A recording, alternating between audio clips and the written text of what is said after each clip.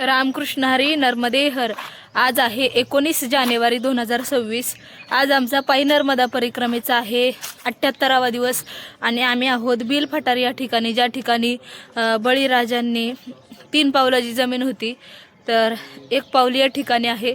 तर सकाळचे आता 7:30 पावणे 8 वाजलेले आहेत. प्रचंड प्रमाणात थंडी असल्यामुळे आणि आम्ही आता किनाऱ्यावरून चालतोय. 2 दिवस झाले तर किनाऱ्यावरून सकाळी सकाळी स्प्रिंकलर असतात, परत वायरे असतात, दिसत नाही.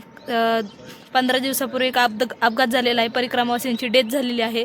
त्याच्यामुळे आम्ही चाललेलो आहोत. आता मला निघूयात, बघू आज काय प्रसंग येतात, काय अनुभव येतात ते नर्मदे हर. आज आम्ही जाणार आहोत जबलपूर या ठिकाणी. 7:30 पावणे 8ला निघलोय. खरं आमच्यापासून बेहडा घाट आहे 20 ते 22 किलोमीटर. तर नर्मदा जयंती पण आहे, त्याच्यामुळे आम्हाला दिंडोरी कसल्याही परिस्थितीत गाठायची आहे. एवढे दिवस आम्ही चाललो नाही फास्ट, पण आता मात्र चालायचं आहे. कारण की परिक्रमेत असताना मैया तर भेटलीच पाहिजे, कारण जबलपूर नंतर मैया कुठेच नाही आहे. मग दिंडोरी मार्गे जर गेलं जंगलातून तर भेटेल, पण आम्ही रस्त्याने जाणार आहोत. त्याच्यामुळे कशाही परिस्थितीत आम्हाला दिंडोरीला पोहोचणं गरजेचं आहे. आणि जबलपूर आमच्यापासून 32 किलोमीटर आहे. तर आम्ही आज डायरेक्ट दुपारची भोजन प्रस्तुती बेडाघाटला करणार, तिथून पुढं ह्याला जाणार जबलपूरला. बघा सकाळ सकाळी अशा पद्धतीचे रस्ते लागतात, कसं चालावं माणसाने.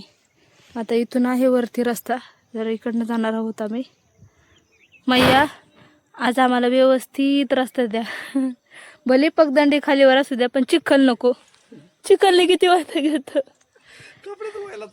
कपडे धुवायला त्रास होतो आणि चालायला खूप इरिटेशन होतं. हा चलो सूर्यदेवता लक्ष द्या आज आमच्याकडे, ऊन पण नका लागून देऊ, फक्त आजचे दिवस. आज सकाळचे नर्मदा मैयांचे हे दर्शन आहे आणि आज थोडं आभाळ आलेलं दिसतंय.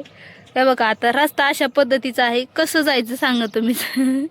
सगळीकडे खडक आहे, असं खालीवर खालीवर. आता इकडनं एक रस्ता दिसतोय आम्हाला, त्याचा मार्ग घेऊन आम्ही पुढे जाणार आहोत. तर चला जाऊयात. त्याचा रस्ता क्रॉस करून आम्ही पुन्हा लागलेला आहोत शेतीच्या रस्त्याने. आणि मैयाच्या किनाऱ्याहून ज्या आम्ही चाललो होतो सकाळपासून, तो रस्ता सोडून आम्ही आता थोडंसं वरती चढतोय. वरती थोडंसं डाऊट येतोय मला चिखलाचा. हे बघा अशी अवस्था आजची. ही पॅन्ट खराब झाली अशी. आल्याला काल एवढी कपडे धुतली, काहीच नाही. आणि आज सिटीत जायचंय, किती चौघ्याची कामं होतात. त्याच्याच आधी आम्ही कपडे चेंज करून घेऊ, नाही तर पुसून घेऊ. चलो किनारा सोडून आम्ही आता हां यायची जाते परिक्रमावासी. आम्ही आता आलेलो आहोत मालकाछर गावामध्ये. 2 दिन के बाद गाव मिला हमें.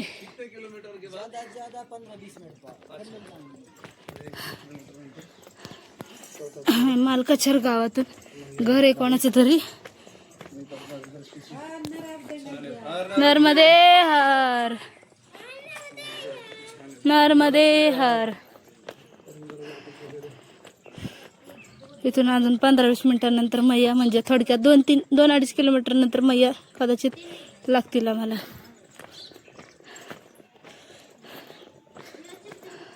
नर्मदे हर नर्मदे हर. 2 दिवसानंतर आम्हाला चक्क गाव लागलेलं आहे. काल दिवसभर मैयाच होत्या, परवा दिवशी होत्या. गाव आलं की जीवात जीव येतो जरा, माणसं बघितली की. तसं मैयाच्याही सानिध्यात छान वाटतं.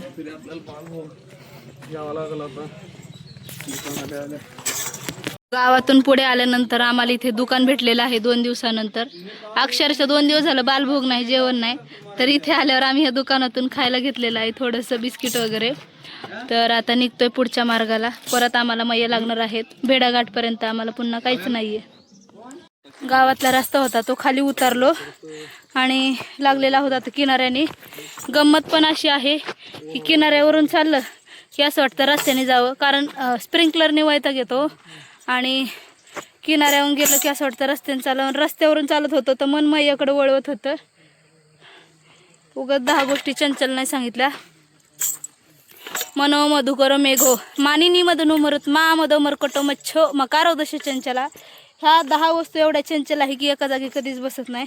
मन आता इथे परत रस्त्याला चल म्हणून रस्त्यावरून परत म्हणून किनाऱ्यावर चल. तर मैया शेजारून जेवढा आनंद तेवढा कुठंच नाही. आणि मला असं जाणवतंय की पाऊस येईल, कारण की इतकं प्रचंड प्रमाणात गरम होतंय, दमट वातावरण झालंय आणि आभाळही आलेलं आहे. थोडा पाऊस झाला की थोडंसं बरं वाटेल, म्हणजे जेवढी जी उष्णता आहे ना तेवढी निघून जाईल. चलो, ही आम्ही तिकडे सोडलेली आहे आणि इथे एक नाला लागलाय बघा. अशा पद्धतीने पाटील बाबा चाललेत क्रॉस करून. हळू, तुम्हाला पोहता येत नाही मला पोहता येत नाही, बाकीची पुढे गेली. हळूहळू जा, काठी मोडन वाजनाने तुमच्या. नर्मदे हर. चला, मला जायचंय आता. वरती चढून आलो, पुन्हा गव्हाची शेती लागली आणि आता चाललेला आहोत कडेकडेने. चलो, दमट वातावरण झाले. तर पुढे आम्ही चालून आलो. एवढी खतरनाक डोंगर आहे तिथं. गावातले लोक आम्हाला सांगत होते जाऊ नका ह्या रस्त्याने, पण पर्याय नव्हता. फिरून जायला 8 किलोमीटर लागत होतं. म्हटलं तिकडं 8 किलोमीटर फेरत जाण्यापेक्षा इकडं हळूहळू जाऊ मैयाच्या किनाऱ्याने. तर इतका दगडाचा रस्ता आहे हा. पाय जरी ठेवला तरी पाय ठणकतो. आणि त्याच्यात काय झालं, ही चप्पल आहे आमच्याकडं स्पार्कचा सँडल आहे स्पंचिंगवाला. तर ह्या सँडलला आता निघल्यापासून आम्ही घातलाय. जवळजवळ 2,500-3,000 हजार किलोमीटर आमची यात्रा झालेली आहे आणि सँडल आता पूर्णपणे झिजलाय. जबलपूरला घ्यायचं आणि इतकं पाय ठणकतात ना प्रचंड प्रमाणात, अक्षरशः रडायला येते. रस्ता दाखवते. तर पुढे आल्यानंतर बघा अशा पद्धतीचा रस्ता जात नाही. दगड आहे सगळी, त्याच्यामुळे टाच पुढचे तळवे खूप दुखत आहेत. खूप स्ट्रगल करायला लागते. परिक्रमा सोपी नाही. नर्मदे हर मैया ताकद द्या. कसं चालव बाई या रस्त्यातून. नर्मदे हर. दगडाचा रस्ता फायनली सोडला. पुढे आलेला आहोत. तर मैयाचं स्वरूप जे आहे ते विस्तारलेलं आहे. थोडासा टर्न घेऊन जायचं आहे. नर्मदे हर. थोडासा फेरा आहे.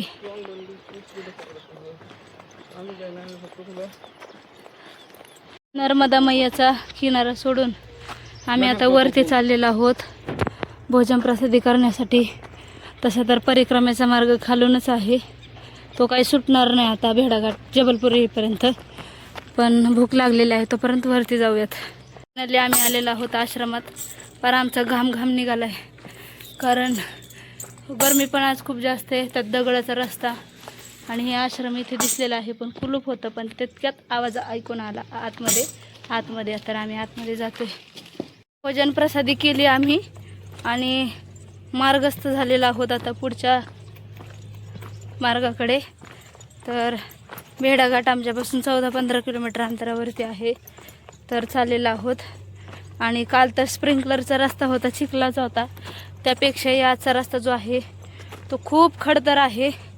म्हणजे दगड आहेत, खालीवर रस्ते आहेत. त्याने काय झाले, पूर्ण पायांची आमची वाट लागलीत. म्हणजे पाय दुखायला लागलेत. परिक्रमा अशी नाहीच तिकडनं. काल आम्ही जिथं थांबलो होतो 2-3च होते, म्हणजे आम्ही सोडून दुसरे. आणि आताही आम्ही दुपारच्या भोजन प्रसादीला थांबलो. आम्ही सोडून बघितलं तर फक्त 2च वेगळे व्यक्ती होते. बाकी सगळे रोडने पळायला लागलेत. किनाऱ्याने कोणी दिसत नाही. का तर चढ उताराचे रस्ते आहेत, त्यानंतर पाणी आहे स्प्रिंकलरनं, त्याच्यामुळं नंतर चिखल आहे. पण आम्ही चाललोय, जाऊ द्या. आणलं आता भेडाघाटपर्यंत जायचं. तिथून पुढं काय आपल्याला रस्ताच आहे थोडा. चलो. तर पुन्हा हा अशा पद्धतीने आम्हाला रस्ता लागलेला आहे खडकांचा.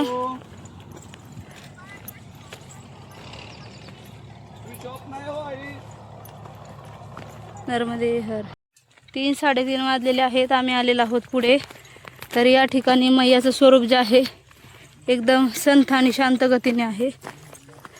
तर पुढे आल्यानंतर अशा बघा एकदम अवघड रस्त्यातून आम्ही चाललेलो आहोत. आता सगळी गवत आहेत आता इकडनं. दिवसभर असं सुरू आहे, 3 दिवस झाले आम्हाला.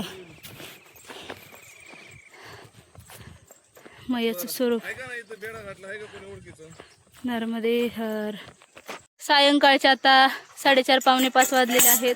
सूर्यास्तही झालेला आहे. तर आम्ही जसं काल कोणता आश्रम होतं ते बेलपठार आश्रमातून निघलो.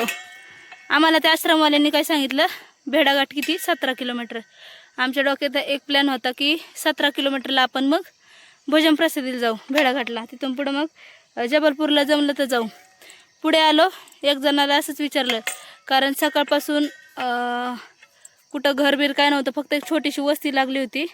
मॅपने जर बघितलं तर फिरून दाखवत होतं. तर एक जण म्हणला 25 किलोमीटर आहे. 17चे 25 झाले, नाही 21 झाले. पुढे आल्यावर दुसरे म्हणले 25 किलोमीटर आहे. बरं, मग आम्ही असं चालत चालत मैयाच्या किनाऱ्याने इतकं खडतर रस्त्याने आलो. अक्षरशः मी तुम्हाला तो रोडही दाखवू शकले नाही, कारण चालताच येत नव्हतं. एवढे पाय डेंजर. आमच्या स्वेलिंग झाले, अक्षरशः पाय सुजलेत, टाचा ठणकाय लागल्यात. त्यानंतर पुढे आलो, एक आश्रम लागला आम्हाला. आश्रमात आम्ही दुपारची भोजन प्रसादी केली. त्यांना विचारलं आश्रम किती आहे, म्हणले 7-8 किलोमीटर आहे. म्हणलं जाता येईल मग ह्याला भेडाघाटला रिलॅक्समध्ये. 1 वाजता निघलो. त्यांना विचारलं बाबाजी कितना दूर आहे, सहज विचारलं आम्ही. तर त्यांनी आम्हाला सांगितलं 15 किलोमीटर आहे. पहिलं 7 आहे म्हणून आम्ही रिलॅक्स निघलो. 15 किलोमीटर सांगितलं. परत स्पीड पकडलं. थोडं पुढं आलो, वाळूचं तिथं काम चालू होतं. त्यांना विचारलं, ते म्हणजे 17 किलोमीटर आहे.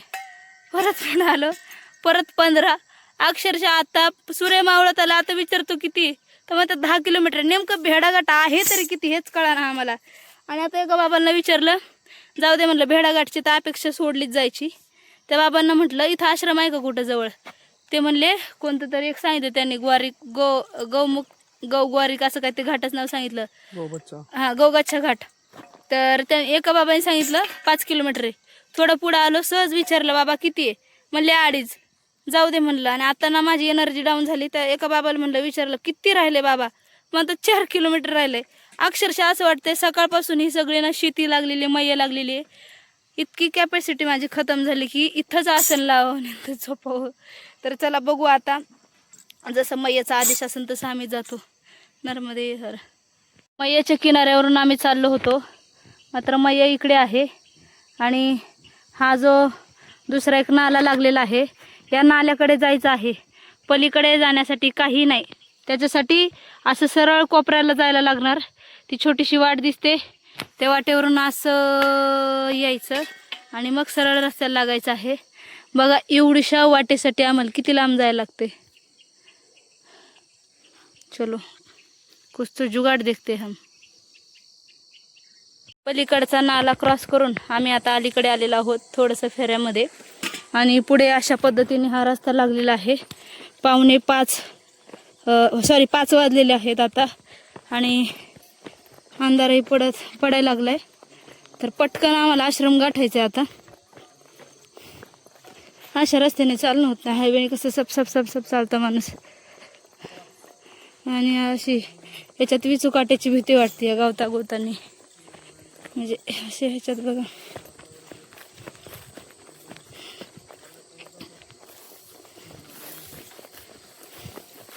माझ्या बघा किती जवळ आहेत. एखादं घर पण दिसत नाही, मी त्या घरात थांबलो असतं.